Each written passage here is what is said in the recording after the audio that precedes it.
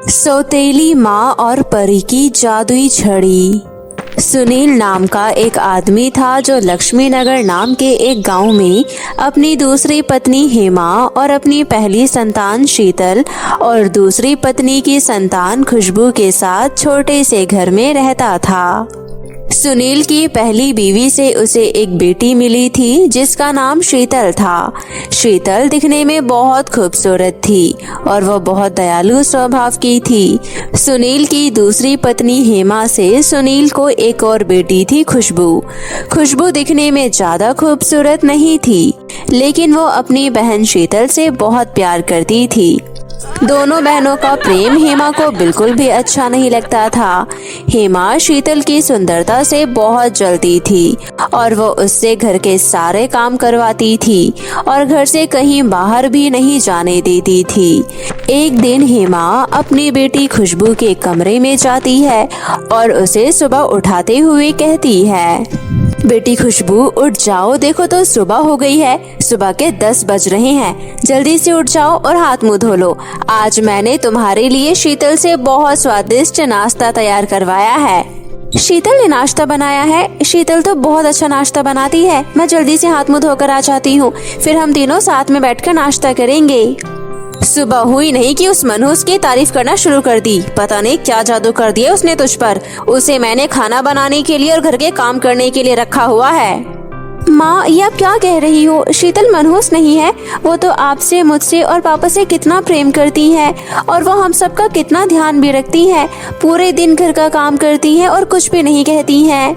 अरे बेटी, तुम्हें कुछ नहीं पता है। जब ये शीतल पैदा हुई थी तो अपनी माँ को खा गई थी और तुम्हारे पिता तो इसे फूटी आंख पसंद नहीं करते हैं, इसलिए तुम उसे दूर रहा करो। मैं नहीं चाहती कि तुम पर उसका काला साया पड़े। माँ, ये आप कैसी बातें कर रही हो? मैं और शीतल हम दोनों एक ही पिता के संतान हैं और हम दोनों बहन एक दूसरे से बहुत प्यार करती हैं। कमरे से बाहर खड़ी शीतल अपनी बहन और माँ की बातचीत को सुन रही थी। वो उन दोनों को नाश्ता करने के लिए बुलाने आई थी, पर जब उसने ये सब सुना तो उसे अपनी माँ की बातों का बहुत बुरा लगा। उसकी आंखों में आंसू आ गए थे। उसकी सौतेली माँ उसे बिल्कुल पसंद नहीं करती थी, लेकिन अपनी बहन का प्रेम देखकर शीतल को थोड़ा अच्छा लगा।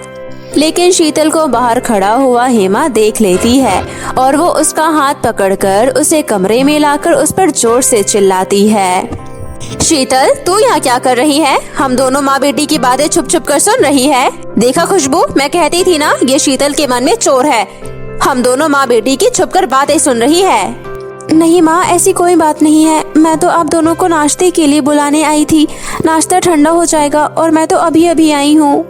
हाँ, ज्यादा बहाने बनाने की जरूरत नहीं है। और हाँ, मुझसे और मेरी बेटी से दूर रहना। मैं नहीं चाहती कि तेरी काली साये मेरी फूल सी बेटी पर पड़े। ठीक है माँ, मैंने नाश्ता टेबल पर लगा दिया है। आप दोनों नाश्ता कर लेना। मैं अपने कमरे में जा रही हूँ और जब आप नाश्ता कर लेंगी उसके बाद मैं बाहर आऊंगी। इतना कहकर शीतल रोते हुए वहाँ से अपने कमरे में चली जाती है। शीतल को अपनी माँ की बहुत ज्यादा याद आती है और वो अपनी माँ की तस्वीर के आगे रोते हुए कहने लगती है, माँ, देख रही हो ना, हेमा माँ मुझे बिल्कुल भी पसंद नहीं करती है और मुझे रोज मनहूस कहकर बुलाती है। मैं अपनी माँ के ताने सुन सुनकर थक गई हूँ। मैं उन्हें जवाब नहीं देना चाहती हूँ। आप ही बताओ मैं क्या करूँ? शीतल रोते रोते अपना दर्द कम कर रही थी और तभी शीतल के कमरे में आसमान से उड़ती हुई एक परी प्रवेश करती है। आप कौन हो? मैं आसमान में रहने वाली एक परी हूँ। मेरा नाम जैस्मीन परी है और मैं तुम्हें इस तरह दुखी नहीं देख सकती हूँ। तुम तो कितनी दयालु और अच्छी लड़की हो। मैं तुम्हें यहाँ पर कुछ खुशियाँ देने आई हूँ। मैं तुम्हारे बारे में सब कुछ जानती हूँ, लेकिन मुझे तो सब लोग मनहूस समझते हैं और वो मुझे इस घर में कैद करके रखते हैं। मुझे कहीं नहीं जाने देते हैं। नहीं, तुम मनहूस नहीं हो। तुम तो एक नेक दिल और सबका मन रखने वाली हो। ये लो, मैं तुम्हें ये जादुई घड़ी देती हूँ। तुम इसे हाथ में पहन लो। ये तुम्हारी रक्षा करने के साथ साथ तुम्हारा साथ भी देगी और जब भी तुम्हें मेरी याद आए तो तुम इस घड़ी से कहना, ये घड़ी मुझे तुम्हारे पास ले आएगी। मैं जानती हूँ तुम अपने घर में रह रहकर बहुत ज्यादा थक गई हो, इसलिए आज मैं तुम्हें परीलोक की सैर करा कर लाती हूँ। जैस्मिन परी अपनी जादुई शक्तियों से शीतल को पंख लगा देती है और वो परी के साथ उड़कर परीलोक पहुंच जाती है। परीलोक घूमकर शीतल को बहुत अच्छा लगता है। अरे वाह, ये तो बहुत ही अच्छी जगह है। मैंने आज तक ऐसा नज़ारा पहले कभी नहीं देखा है। आज मुझे पहली बार अपनी आज़ादी का अनुभव हो रहा है। शीतल, अब तुम्हें परेशान होने की कोई ज़रूरत नहीं है। तुम्हारा जब मन करे तुम इस घड़ी से कहना, ये घड़ी तुम्हें मुझसे मिला देगी। मैं तुम्हारे सामने आ जाऊंगी। इसके बाद जैस्मिन परी शीतल को अपना पूरा परीलोक घुमाती है और सुंदर सुंदर जगह दिखाती है और उसके बाद शीतल को उसके घर पर छोड़ देती है। घर पहुंचने के बाद शीतल के पंख अपने आप गायब हो जाते हैं और वो फिर से अपने घर के कामों में लग जाती है। इसी तरह समय बीत रहा था। खुशबू अपनी माँ से छुपाकर अपनी बहन शीतल के लिए बाहर से खाने के लिए पिज्ज़ा बर्गर लेकर आया करती थी। पर एक दिन खुशबू को पिज्ज़ा लाते हुए उसकी माँ देख लेती है। खुशबू, ये लेकर कहाँ जा रही हो? वो दरअसल माँ, मेरा पिज्ज़ा खाने का मन कर रहा था और डिलीवरी बॉय एक पिज्ज़ा की जगह 2 पिज्ज़ा ले आया, इसलिए मैं एक पिज्ज़ा शीतल को देने जा रही हूँ। कोई जरूरत नहीं है उस मनहूस को कुछ देने की। ला, मुझे दे। पर माँ, आप तो पिज्ज़ा खाती नहीं हो, फिर आप इसका क्या करोगी? मैं इसे गली के कुत्तों को खिलाऊंगी, लेकिन उस शीतल को नहीं दूंगी, समझ गई? इस पिज्ज़ा को मुझे दे दे और अपने कमरे में जा। हेमा अपनी बेटी खुशबू से वो पिज्ज़ा ले लेती है और कचरे के डब्बे में डाल देती है। ये देखकर खुशबू को बिल्कुल भी अच्छा नहीं लगता है। खुशबू को समझ नहीं आता कि आखिर वो अपनी माँ के अंदर अपनी बहन के लिए प्रेम कैसे उत्पन्न करे। तभी एक दिन खुशबू जंगल में घूमने के लिए चली जाती है। शाम हो जाती है पर वो घर वापस नहीं आती। पता नहीं ये लड़की कहाँ चली गई है। अंधेरा होने वाला है और इसे घर आने की बिल्कुल भी खबर नहीं है। कम से कम कहीं जाना है तो बता कर तो जाए। देर शाम तक जब खुशबू घर वापस नहीं आई तब उसे अपनी बेटी की चिंता होने लगी और वो शीतल के पास जाकर कहती है, खुशबू अभी तक घर वापस नहीं आई है, मुझे उसकी चिंता हो रही है। जा बाहर जाकर पता लगा कि वो कहाँ गई है और हाँ, उसे वापस लेकर ही घर आना, समझ गई? अपनी बेटी की चिंता के मारे हेमा ने शीतल को आज घर से बाहर भेजा था। शीतल पहले घर से बाहर कभी नहीं गई थी। अंधेरा भी हो गया था और उसे कुछ समझ नहीं आ रहा था। तभी वो अपनी घड़ी को देखकर जैस्मिन परी को याद करती है। जैस्मिन परी वहाँ पर आ जाती है। क्या हुआ शीतल, तुमने मुझे देर रात याद किया? कोई समस्या है क्या? हाँ जैस्मिन परी, आज सुबह से खुशबू कहीं दिखाई नहीं दे रही है। पता नहीं कहाँ चली गई है। क्या आप पता कर सकती हैं खुशबू कहाँ पर है? मुझे उसकी बहुत चिंता हो रही है। तुम रुको, मैं अपनी जादुई छड़ी से उसे अभी देखकर पता लगाती हूँ कि वो कहाँ पर है। जैस्मिन परी अपनी जादुई छड़ी से ये पता लगाती है कि खुशबू इस समय कहाँ पर है। तभी वो देखती है कि वो एक जंगल में बैठी हुई है। जैस्मिन परी शीतल को लेकर वहाँ पहुँच जाती है। शीतल अपनी बहन खुशबू को देखकर उसे अपने गले से लगा लेती है। खुशबू, तुम बिना बताए यहाँ पर क्यों आ गई हो और तुम्हें समय का बिल्कुल भी ध्यान नहीं है? ये जंगल कितना खतरनाक है, यहाँ पर जंगली जानवर है। तुम्हें घर चले जाना चाहिए। माँ कितनी चिंता कर रही है, तुम्हें पता भी है। शीतल, मैं यहाँ पर इसलिए आई हूँ ताकि माँ को ये समझ आ जाए कि हम दोनों बहन उनके लिए एक जैसे ही हैं। वो आप में और मुझ में कितना भेदभाव करती हैं। जब तक वो आपको अपनी बेटी नहीं मानेगी मैं यहाँ से नहीं जाऊंगी। क्या पागलों जैसी बातें कर रही हो खुशबू? तुम चुपचाप घर चलो। तुम मुझसे प्यार करती हो, पिताजी मुझसे प्यार करते हैं, बस मुझे और कुछ नहीं चाहिए। अगर तुम आज मुझे नहीं मिलती तो फिर मेरा क्या होता, सोचा है तुमने? दोनों बहनें इतनी भावुक भरी बातें करके अपने घर आ जाती हैं। घर पर परेशान हेमा भी अपनी दोनों बेटियों को देखकर बहुत खुश हो जाती है। तब उसे पता चलता है कि शीतल ने अपनी जान खतरे में डालकर खुशबू को जंगल से घर लेकर आई है। शीतल आज हेमा को बहुत अच्छी लगी थी और वो अपनी दोनों बेटियों को गले से लगा लेती है। हेमा अपनी बेटी शीतल से कहती है, शीतल बेटी, मुझे माफ कर दे। मैंने तेरे साथ कितना गलत किया, पर आज तूने मेरी बेटी मुझे वापस ला कर दे दी। मैं तुझसे माफी मांगती हूँ। तूने हमारे लिए कितना कुछ किया है। मैं हमेशा तुझे अपनी बेटी खुशबू की तरह रखूंगी। मुझे माफ कर दे बेटी। माँ, आप मुझसे बड़ी हैं, आपको माफी मांगने की कोई जरूरत नहीं है। इसके बाद हेमा खुशबू और शीतल में कोई भेदभाव नहीं करती है। उन दोनों के साथ हंसी खुशी से अपने आगे का जीवन बिताती है। अब दोनों बहनें बहुत ज्यादा खुश हो गई थी।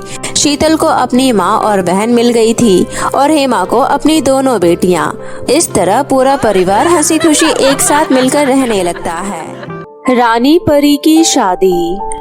ये बात उस समय की है जब परियां आसमान में रहती थी और पृथ्वी पर लोगों की मदद करने के लिए आती थी। इस समय परीलोक में बहुत ज्यादा खुशी का माहौल बना हुआ था, क्योंकि परीलोक में रानी परी की शादी की तैयारी चल रही थी। रानी परी को रानी परी होने का बहुत घमंड था और कुछ दिनों बाद ही रानी परी की शादी का दिन आने वाला था। तभी रानी परी शादी की तैयारी करने के लिए सभी परियों को अपने पास बुलाती है और उनसे कहती है, सुनो परियों, मैं चाहती हूँ कि मेरी शादी बहुत ही अनोखी तरह से हो। ऐसी शादी आज तक कहीं देखी ना गई हो। और तो और जब बड़े से बड़े देवता और ऊंचे लोग मेरी शादी में आए तो वो देखते ही रह जाए। वैसे मैं सोच रही थी कि क्यों ना शादी मैं पृथ्वीलोक पर करूं। ये तो बहुत ही अच्छा विचार है रानी परी। पृथ्वीलोक पर सभी सामान हमें आसानी से मिल जाएगा। आप बताइए तो हम पृथ्वीलोक पर सभी तैयारियां शुरू करें?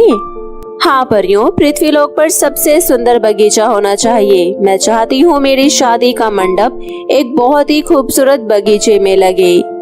ठीक है रानी परी, जैसा आप चाहेंगे वैसा ही होगा। मैं आपको अच्छे से अच्छा बगीचा बताऊंगी। परी के कहे अनुसार बाकी परियां पृथ्वीलोक पर खूबसूरत बगीचा देखने की तलाश कर रही थी।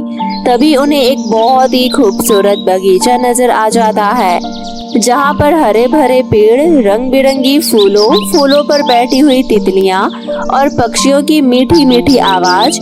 ये सारी प्राकृतिक सुंदरता देखकर परी उसी बगीचे में मंडप लगाने का निर्णय लेती है। ये बगीचा तो खूबसूरत है, लेकिन शायद तुमने ये नहीं देखा, इस बगीचे के थोड़ी सी दूरी पर एक गांव बसा हुआ है जो बहुत ही गरीब सा लग रहा है, जहाँ पर लोगों ने फटे हुए कपड़े पहन रखे हैं। मुझे लग रहा है कि यहाँ पर शादी करेंगे तो ऊंचे ऊंचे व्यक्ति नहीं आएंगे, उन्हें यहाँ आना बिल्कुल पसंद नहीं होगा। आप चिंता मत करिए रानी परी, ये पूरा गांव हम कुछ ही दिनों में साफ कर देंगे और यहाँ के गांव के लोगों को हम किसी और गांव में भेज देंगे। नहीं परियों, हम ये नहीं करेंगे। अगर हम लोगों को यहाँ से दूसरे गांव में प्रस्थान कराएंगे तो उन्हें बहुत परेशानी होगी। क्यों ना हम अपनी शक्तियों से इन लोगों की गरीबी ही खत्म कर दें। वाकई ये आइडिया बहुत अच्छा है। वैसे भी परी हमेशा लोगों का भला सोचती है। अरे हाँ गीता परी, तुमने बिल्कुल सही कहा। परियां हमेशा लोगों का भला सोचती है। तुम कितनी अच्छी हो। तुम्हारे कहे अनुसार हम सभी लोगों के घरों की मरम्मत करवा देंगे। हाँ परी, तुमने बिल्कुल सही कहा। परियां वैसे भी हमेशा लोगों का भला सोचती है। वैसे रानी परी जी, आप बहुत अच्छी हैं। आपके कहे अनुसार हमने पृथ्वीलोक पर बगीचा ढूंढा और अगर आप इजाजत दे तो हम लोगों के घरों की मरम्मत करवा दे और शादी के समय सभी के घर में लाइट लगवा दी जाएंगी और तो और सभी लोगों को नए कपड़े भी दिला दिए जाएंगे। नहीं, तुम सभी परियां समझ नहीं रही हो कि मैं क्या कहना चाहती हूँ। मैं चाहती हूँ कि तुम कुछ ऐसा करो कि ये गाँव वाले खुद ब खुद अपने घर खाली करके चले जाए और उसके बाद हम उनके घर यहाँ से गायब कर देंगे और इसे भी बगीचे में सम्मिलित कर लेंगे। परंतु रानी परी, ऐसे तो लोग बहुत ज्यादा परेशान हो जाएंगे। देखो तुम परियों, अपना दिमाग मत लगाओ। जैसे मैंने कह दिया है सब वैसा ही करो। आज के बाद मुझे ये पूरा गांव खाली चाहिए। समझ आ गई मेरी बात? मैं परीलोक वापस जा रही हूँ। मैं थक गई हूँ, मुझे आराम करना है। इतना कहकर रानी परी पृथ्वीलोक से वापस परीलोक पहुँच जाती है और अपने आराम कक्ष में आराम करने लगती है। यहाँ पर रानी परी के कहे अनुसार गांव में लोगों को घर से बाहर निकालने की चेतावनी दी जाती है। सुनो गांव वालों, मैं आप सभी से ये निवेदन करना चाहती हूँ कि आप ये गांव खाली कर दे। आने वाले कुछ समय में रानी परी का विवाह होने वाला है, तो वो चाहती है कि बगीचा बहुत ही खूबसूरत लगे, परंतु तुम्हारे ये टूटे फूटे घर खूबसूरती में अड़चन डाल रहे हैं। इसलिए आप सभी लोग अपना अपना सामान उठाइए और यहाँ से प्रस्थान कर लीजिए। ये क्या कह रही हो तुम परी? तुम जानती हो ये हम गांव वालों की जमीन है। कितनी मेहनत से पैसे जोड़ जोड़ कर हमने खरीदी है और अनाज उगाया है। आप चाहती है कि हम ये गांव खाली करके चले जाए? ऐसा नहीं हो सकता। देखो, ये रानी परी की आज्ञा है। अगर तुमने ये गांव खाली नहीं किया तो तुम्हारे घर में आग लगा दी जाएगी, जिसमें तुम्हारा सामान भी जल जाएगा। भलाई इसी में है कि अपना सामान उठाओ और ये गांव खाली कर दो। नहीं नहीं, हम इस गांव को छोड़कर कहीं नहीं जाएंगे, चाहे हमें कुछ भी हो जाए।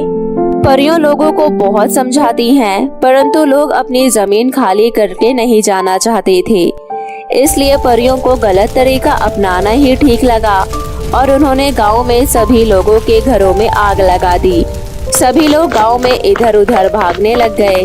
अब गांव वाले बहुत परेशान हो गए थे। आखिर परियों के अलावा उनकी रक्षा कौन करता?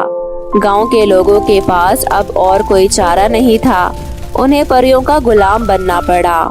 सुनो गांव वालों, मेरी बात बहुत ध्यान से सुनो और अच्छे से समझ लेना।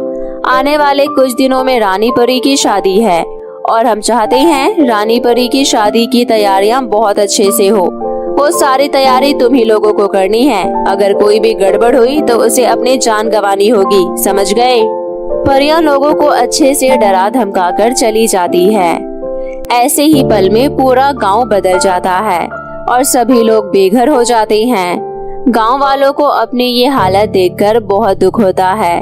बहुत देर तक रोने के बाद वो अब परी की शादी की तैयारी करने लगते हैं और मंडप सजाने लगते हैं। रानी परी और बाकी परियां परीलोक में आराम करती हैं और वहां से सब कुछ देखती रहती हैं। सभी गांव वालों ने मिलकर एक बहुत ही खूबसूरत सा मंडप तैयार कर दिया था। रानी परी मंडप देखकर बहुत खुश होती है और पृथ्वी पर लोगों की तारीफ करने के लिए आती है। अरे वाह, तुम लोगों ने तो कमाल ही कर दिया। इतना सुंदर मंडप मैं आज तक पहले कभी नहीं देखी। मैं तुम्हारे काम से बहुत खुश हुई हूँ, परंतु तुम्हें इसी तरह आगे भी काम करना है। अगर मेरी शादी अच्छे से हो गई तो मैं सब कुछ पहले जैसा कर दूंगी, परंतु तब तक तुम लोगों को बहुत मेहनत करनी होगी, समझ गए? इसी तरह कुछ दिन बीत जाते हैं और शादी की सभी तैयारियां हो जाती है। रानी परी की शादी का दिन आ जाता है और बारात आने वाली होती है। तभी गांव वाले बारात के स्वागत की तैयारी करते हैं और जैसे ही बारात आती है सभी गांव वाले बारात का धूमधाम से स्वागत करते हैं। बम पटाखे चलाते हैं, बारातियों पर फूल बरसाते हैं और उनका अभिनंदन करते हैं। रानी परी ने अपनी जादुई शक्तियों से गांव के सभी लोगों को सुंदर सुंदर पोशाक पहना दी थी।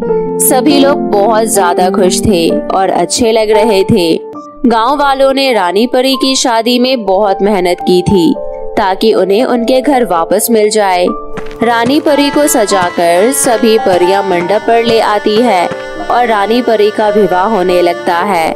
विवाह की सारी विधि अच्छे से पूर्ण हो जाती है और उसके बाद सभी लोग स्वादिष्ट स्वादिष्ट भोजन खाते हैं।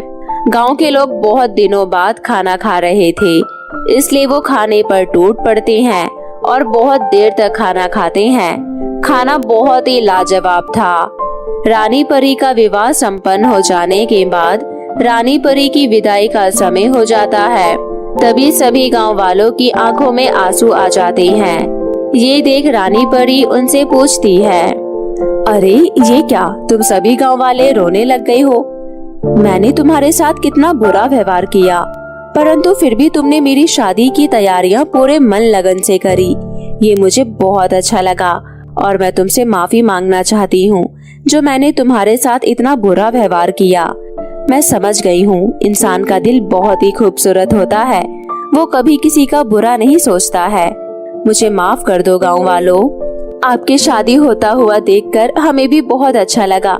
हमें ऐसा लग रहा था जैसे हमारी ही बेटी की शादी हो रही हो। हमने आपकी शादी में मन लगाकर इसलिए काम किया ताकि हमें हमारा घर वापस मिल जाए। अब आप हमें हमारा घर वापस दे दीजिए। हाँ हाँ बिल्कुल, मेरे यहाँ से जाने के बाद यहाँ बची हुई सारी परियां तुम्हारे घर की व्यवस्था करवाएंगी और तुम्हें व्यापार में भी मदद करेंगी। अब ये गांव बहुत तरक्की करेगा। इस गांव में लोग दूर दूर से आएंगे और यहाँ पर आप सभी उनकी शादी के लिए मंडप लगाना, जिससे आप सभी को बहुत अच्छे पैसे मिल जाया करेंगे। अब मैं चलती हूँ। इसके बाद रानी परी अपने दूल्हे के साथ बैठकर वहां से चली जाती है और रानी परी के वचन के अनुसार सभी परियां गांव वालों को सुंदर सुंदर घर दे देती है, जिसमें उनके सभी सामान वापस आ जाता है। सभी लोग अपने अपने घर को देखकर बहुत खुश हो जाते हैं और परी को धन्यवाद भी देते हैं। अब परी बहुत खुश थी कि लोगों के साथ बुरा नहीं हुआ और अब वो बगीचा जिसमें रानी परी का विवाह हुआ था वो बहुत ज्यादा पॉपुलर हो जाता है और दूर दूर से बड़े बड़े हीरो हीरोइन वहाँ पर विवाह करने आते हैं और बहुत अच्छा खासा पैसा गांव वालों को देकर जाते हैं और परियां भी बहुत खुश हो जाती है। इसी तरह अब सभी लोग हंसी खुशी अपना जीवन यापन करने लगते हैं।